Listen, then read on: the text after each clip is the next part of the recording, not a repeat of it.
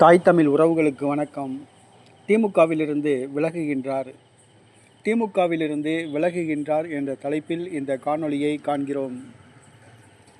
திமுக மாநில மாணவரணி தலைவர் ராஜீவ்காந்தி இவர் நாம் தமிழர் கட்சியிலிருந்து பணம் கையாடல் பண்ணிய காரணத்திற்காக கட்சியிலிருந்து நீக்கப்பட இருந்தார். அதற்கு முன்னதாகவே கட்சி நடவடிக்கைக்கு பயந்து நாம் தமிழர் கட்சியிலிருந்து வெளியேறி திமுகவில் இணைத்து கொண்டார். திமுகவில் இவருக்காக மாணவரணியில் தலைவர் பதவி உருவாக்கப்பட்டு இவருக்கு வழங்கப்பட்டது. ராமநாதபுரம் தொகுதியில் பாராளுமன்ற தொகுதியில் போட்டியிட சீட்டு கேட்டிருந்தார். ஆனால் கிடைக்கவில்லை. சமீப காலமாக அதிருப்தியில் இருந்து வந்தார். இந்த சூழ்நிலையில் டெல்லியில் இன்று திமுக மாநில மாணவரணி சார்பாக யுஜிசி வரைமுறைகளை எதிர்த்து கண்டன ஆர்ப்பாட்டம் நடத்தப்பட்டது.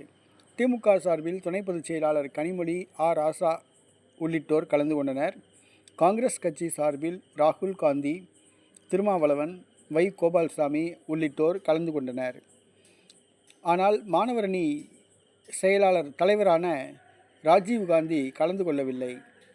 காரணம் என்னவென்று விசாரித்த பொழுது, மாணவரணி தலைவராக ராஜீவ்காந்தி உள்ளார், செயலாளராக எழிலரசன் எம்எல்ஏ உள்ளார்.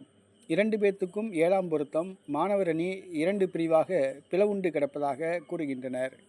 மேலும் கட்சி சமீப காலமாக எழிலரசனுக்கு ஆதரவாகவே செயல்படுகிறது. ராஜீவ்காந்தியை புறக்கணித்து வருவதாக கூறப்படுகிறது. இதனால் ராஜீவ்காந்தி அதிருப்தியில் இருந்து வந்தார். இன்றைய தினம் டெல்லியில் நடைபெற்ற மாணவரணி போராட்டத்தை திமுக மாணவரணி தலைவர் ராஜீவ்காந்தி புறக்கணித்து விட்டார். ராமநாதபுரம் வட்டாரத்தில் விசாரித்த பொழுது அவர் திமுகவிலிருந்து விலக முடிவு செய்துள்ளதாக கூறுகின்றனர்.